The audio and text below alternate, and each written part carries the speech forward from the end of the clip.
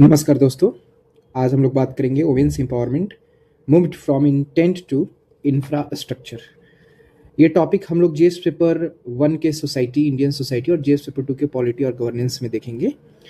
यहाँ पे हम लोग बात करेंगे कि कैसे विमेन को एक इंटेंट से इंफ्रास्ट्रक्चर और आप कह सकते हैं कि एक्सेस से अथॉरिटी की तरफ ले जाने का पॉलिसी डिजाइन किया गया है और एक हद तक उसे सैचुरेट करने की भी कोशिश की गई है। इस आर्टिकल में कहना यह है कि जो प्रधानमंत्री नरेंद्र मोदी हैं उन्होंने विमेन को सेंटर ऑफ डेवलपमेंट में रखा है और उनका मानना है कि अगर विमेन एक्सेलरेट करती है उनके डेवलपमेंट के एस्पेक्ट से, अगर उनका ग्रोथ एक्सेलरेट करता है तो इकोनॉमी का ग्रोथ भी एक्सेलरेट करता है। पहला जो इंस्टांस है इसको सब्सटेंशिएट करने का वो ये है कि रिजल्ट जो हमारा विजुअल मेजरेबल है। पहला, प्रधानमंत्री जनधन योजना से 57 करोड़ बैंक अकाउंट खोले गए। लगभग 55% अकाउंट जो है इसमें से विमेन के द्वारा रखे जा रहे थे।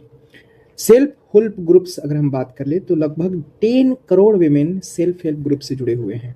90 लाख सेल्फ हेल्प ग्रुप्स जो है ऑर्गेनाइज किए गए, राइट।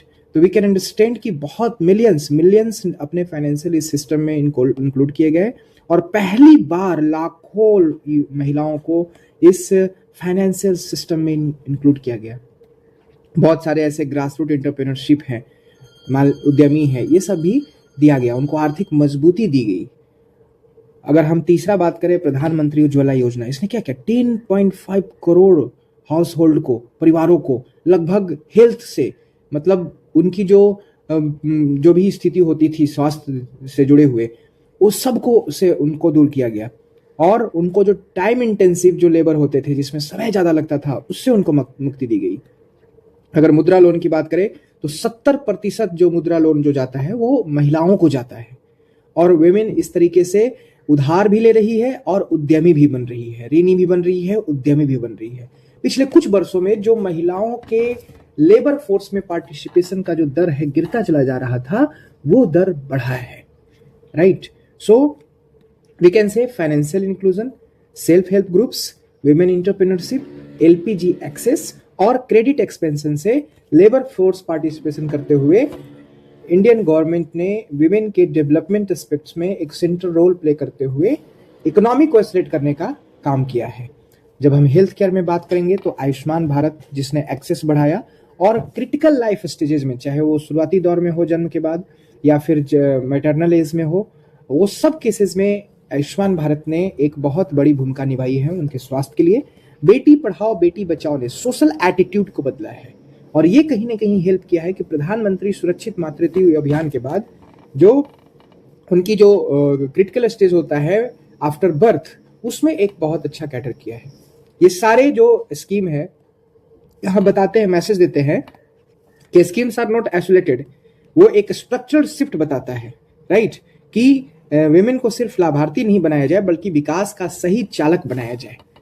और अगर हेल्थ केयर जो है ये और बहुत सारे जो फाइनेंशियल इंक्लूजन, सोशल एटीट्यूड और ये सब में जो हम लोगों ने चेंजेस देखा, हालांकि एक हद तक ये सही चेंजेस है, लेकिन जब सबसे बड़ी स्थिति है, सबसे बड़ा कंसर्न है जिसमें आर्टिकल कहता है कि रियल नीड्स को हमें समझना पड़ेगा। रियल नीड्स क्या है? क्योंकि जो भी हमारा आउटकम तभी बढ़ता है, अच्छा बेटर होता है जब वो रियल नीड से ओरिएंटेड पॉलिसी डिजाइन हो, सिस्टम बना हो, राइट। तो जो थ्योरेटिकल मॉडल से हट करके रियल नीड, जो वास्तविक जो जरूरतें हैं, जमीन पे जरूरतें हैं, जवाबदेही के साथ उस पर डिपेंड करना है। फॉर एग्जाम्पल, पहला यह है कि एक्सेस को सरल किया जाए। कोई भी गरीब तबका, कोई भी लास्ट माइल पे, ग्रास रूट लेवल पे मौजूद महिला उसको एक्सेस कर सके। डिलीवरी को कंसिस्टेंट बनाया जाए, उसमें रेगुलरिटी होनी चाहिए और आउटकम को ट्रैक करने की जरूरत है, आउटपुट को ट्रैक करने की जरूरत नहीं है। तो डिजाइन, डिलीवरी और अकाउंटेबिलिटी ये सबसे बड़ी बात है जो हमें ध्यान रखना है। अब जो समस्या है वो पॉलिसी क्रिएशन का नहीं है, पॉलिसी ऑलरेडी इसमें बहुत सारे डिजाइन किए गए हैं। अब जो समस्या है वो पेनिट्रेशन का है, उनको नीचे तक, धरातल तक और लोगों तक इसको फैलाने की है और अवेयरनेस जो गैप है उसको कम करने की जरूरत है और जो असमान नामांकन है उसको कर करके लास्ट माइल डिलीवरी को, डिपेंडेंस को बड़ा करना होगा। और इसके लिए हमें जो प्रशासनिक नेतृत्व है उसकी एक बहुत बड़ी जरूरत है, उसको डिसिसिव होने की जरूरत है, ट्रांसपेरेंट होने की जरूरत है, अकाउंटेबल होने की जरूरत है। तभी जो है हम बहुत सारे एलिजिबल वुमेन को इस सिस्टम में इंक्लूड किया जा सकता है और फिर उनको इकोनॉमी को एस्लेट करने का बहुत बड़ा ड्राइवर बनाया जा सकता है। अब जो है योजनाओं को अनाउंस से सैचुरेशन की तरफ बढ़ना चाहिए, उसको कवरेज सुनिश्चित करने की तरफ बढ़ना चाहिए।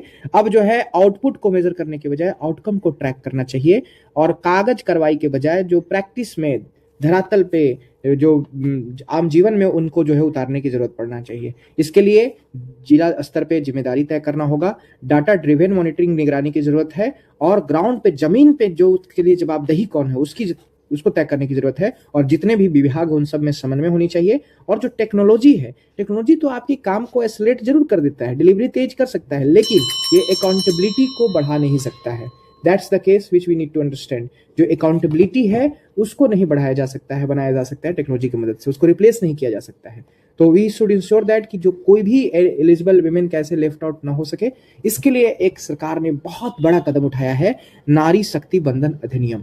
इससे क्या होगा कि जो भी पॉलिसी डिजाइन हो रहा है वो जरूरत की जो चीजें जमीन पे चल रही हैं उनसे ही जुड़ा हो सकता है, उससे ही निकल सकता है। और वो लोग काफी अच्छे से, जब उनको लीडरशिप दिया जाएगा, उनको लेजिस्लेचर में उनको प्रतिनिधित्व दिया जाएगा, तो वो वुमेन जो संसद में बैठेंगी, विधानसभा में बैठेंगी, वो सारे लोग अपने जमीन के, अपने समुदाय की जो जरूरत की चीजें हैं उन सबको अधिक तरीके से मुद्दा उठाएंगी, उनकी डिलीवरी को तय करेगी, उनको टारगेट ओरिएंटेड बनाएगी, और ज्यादा से ज्यादा उनको एक्सेस दे करके उनको इंक्लूड करेगी, और भी ज्यादा संवेदनशील नीतियां बनने लग जाएगी, ज्यादा से ज्यादा प्रतिभागी भागीदारी होगी, और इस तरह से एक लीडरशिप पाइपलाइन बढ़ेगा। अभी हम देख रहे हैं कि जो नॉलेज है, इनोवेशन है और टेक्नोलॉजी में इसमें भी हम लोग आने वाले दशकों में बहुत बेहतर प्रदर्शन करने जा रहे हैं। और इंडिया ऑलरेडी ग्लोबल प्लेटफॉर्म पे, विश्व पटल पे स्टेम एजुकेशन जो है, साइंस टेक्नोलॉजी एंड ऑल, वो सब में बहुत बड़े प्रतिभागी के तौर पे विभिन्न को इंक्लूड किया हुआ है, जिसमें health care, science, enterprises and governance के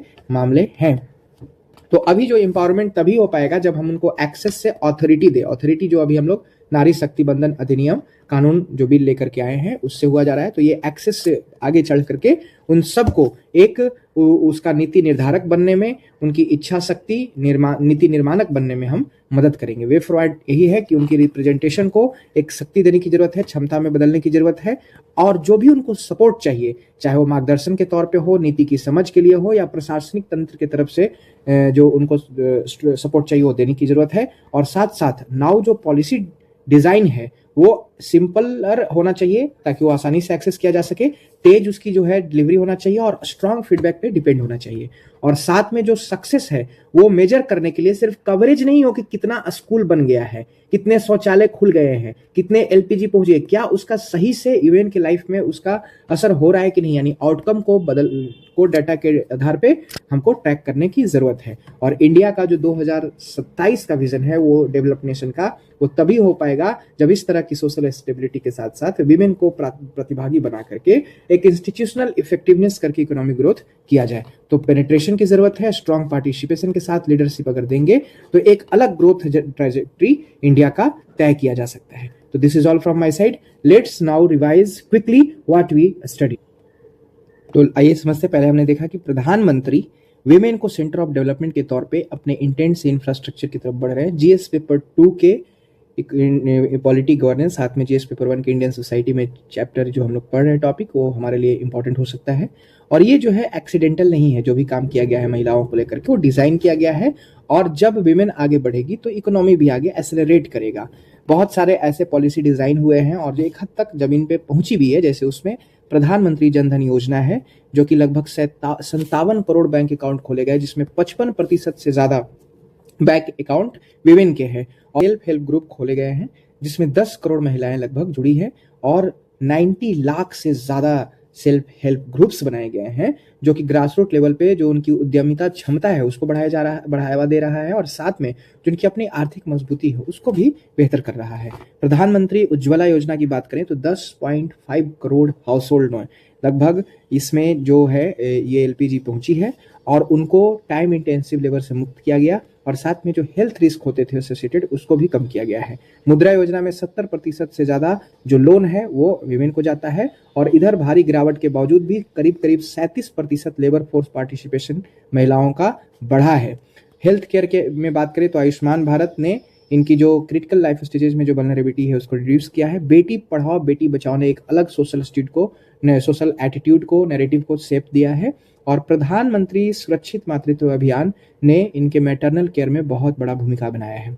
यहाँ पे हालांकि आर्टिकल का कहना है कि अब जरूरत है कि एक्सेस को सिंप्लीफाई किया जाए, डिलीवरी को कंसिस्टेंट किया जाए, आउटकम को ट्रैक किया जाए। जो रियल नीड बेस्ड जो पॉलिसी है उसको बनाने की जरूरत है, क्योंकि पॉलिसी क्रिएशन से ज्यादा पॉलिसी पेनिट्रेट करने की जरूरत है। अवेयरनेस को कम करके जो भी असमान नामांकन है उसको जो है फिल करने की जरूरत है। लास्ट माइल डिलीवरी पे ज्यादा जोर देने की जरूरत है और इसके लिए जो एडमिनिस्ट्रेटिव लीडरशिप है उस पर काम करनी चाहिए। अब जो है योजना का अनाउंसमेंट से ज्यादा इसको सैचुरेट करने पे ध्यान देना चाहिए। आउटपुट को मेजर करने से ज्यादा आउटकम को ट्रैक करने की जरूरत है, यानी कि कितने स्कूल खोले गए हैं उससे ज्यादा उसमें पढ़ाई की गुणवत्ता किस स्तर पे और कितने लोग उसमें दाखिल हो रहे हैं ये जरूरत है। कागजों पे काम करने के बजाय प्रैक्टिस में करना होगा और इसके लिए जिले स्तर पे जिम्मेदारी तय करनी होगी। डेटा ड्रिवन मॉनिटरिंग करके जो जमीन स्तर पे जो जवाबदेही है उसको तय करके सभी विभागों में समन्वय करना होगा। जो तकनीक है वो जो है डिलीवरी को तेज कर सकता है लेकिन जवाबदेही को हटा नहीं सकता है।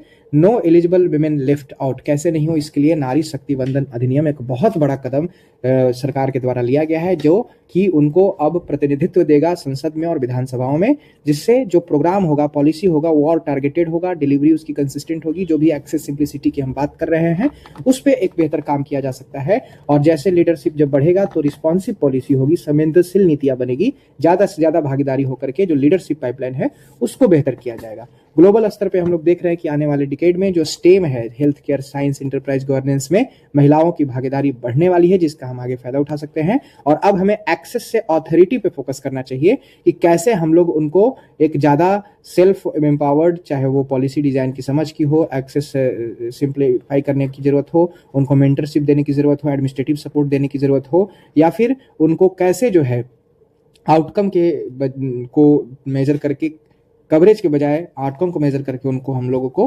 प्रतिनिधित्व को क्षमता में बदलना चाहिए। तभी जाकर के एक नया ग्रोथ ट्रैजेक्टरी हम लोग बना पाएंगे। 2047 का जो इंडिया का विजन है वो डेवलप्ड नेशन का वो तभी होगा जब इकोनॉमिक ग्रोथ, सोशल स्टेबिलिटी और इंस्टीट्यूशनल इफेक्टिवनेस होगा और महिलाओं की भागीदारी उसमें बढ़ेगी। तो that's all from here which we studied. Thank you so much.